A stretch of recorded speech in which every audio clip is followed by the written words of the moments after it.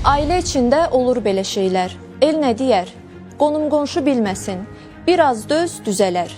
Zorakılığa məruz qalan hər bir qadın gündəlik həyatında belə ifadələrlə mütləq rastlaşır.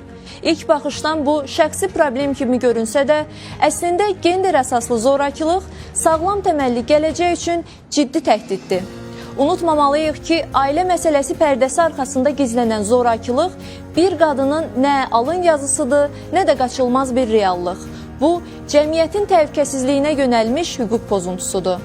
İlk addımı atmaq çətin görünə bilər, amma yaranacaq risklərin qarşısını alan ən doğru addım olacaq. Heç bir qadın döyülməyə, təhqir olunmağa, alçaldılmağa və qorxu içində yaşamağa məhkum deyil.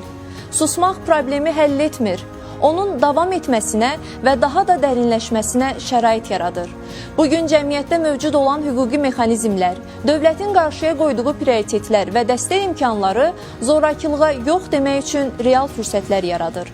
Bu məqamda şahid olub susmaq, şiddətin istənilən formasını normallaşdırmaq, bir qadının bağlı qapılar arxasında yaşadıklarına göz yummaq, daha böyük bəlalara düçar olmasına razı gəlmək deməkdir.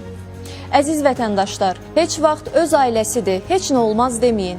Gözləmədiyiniz bir anda hər şey ola bilər. Zorakılıq təkcə bir qadının problemi yox, onun qonşusunun, tanışının, şahid olan hər bir vətəndaşın məsuliyyətidir.